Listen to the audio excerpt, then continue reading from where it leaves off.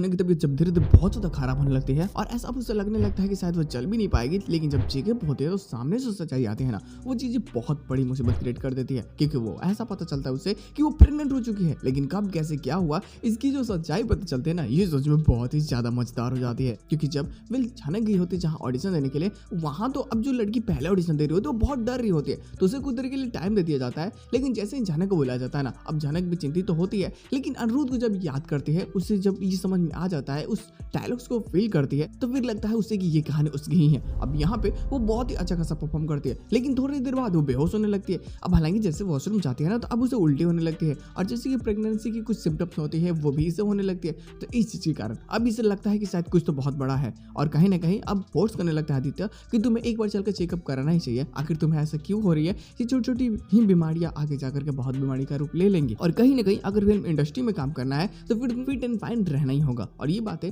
सबके सामने क्लियर हो जाती है। खैर डायरेक्टर भी उसको हायर कर लेता है और जनों को अच्छी खासी ऑफर दे देता है। लेकिन यहाँ से जैसे वो चेकअप के लिए निकलती है, आगे चेकअप भी होगा और जो सच्चाई सामने आएगी ना, उसके पैरों नीचे से जमीन खिसा देगी, वो प्रेग्नेंट है। अब ये कैसे हुआ इसका भी पता चल ही जाता है कि फाइनली जब अनिरुद्ध की तबीयत खराब थी और जब अनिरुद्ध को इसकी जरूरत थी, जब अनिरुद्ध इसके पास में था, तो उस टाइम की कुछ कहानियां होती हैं। अब देखो उस टाइम पे जो भी चीजें हुई, इस चीज के बारे में दोनों में से किसी को नहीं पता है। तो अब ये बातें कहीं ना कहीं और ज्यादा कॉम्प्लिकेटेड बन रही होती है, क्योंकि झनक के पास में सबूत तो है, लेकिन ये साबित कैसे करेगी ये इसे नहीं पता। और फिर ये सोचती है कि पहले अनिरुद्ध को जाकर के सारी बातें बताना बहुत जरूरी है, नहीं तो फिर मेरा हक किसी और के पास में चला जाएगा, और ये मैं होने दे नहीं सकती। लेकिन यहाँ से स्टोरी और ज्यादा इंटरेस्टिंग तब हो जाती है जब अनिरुद्ध और अर्शी घर पहुंचते हैं, और घर में जो तमाशा हो रहा होता है, इन सभी चीजों को देखकर अनिरुद्ध का दिल कहीं ना कहीं टूट जाता है। क्योंकि जब वो जाता है तो पता चलता है कि अप्पू की शादी होने वाली है, लेकिन घर के कुछ लोग घर छोड़ के जा रहे हैं, और उसकी मॉम कैसे सभी घर वालों को मैनिपुलेट कर रही है बिपाशा की हेल्प लेकर के। तो वो बहुत गुस्सा भी होता है, लेकिन वो समझाने की भी कोशिश करता है कि अप्पू मेरी बहन है,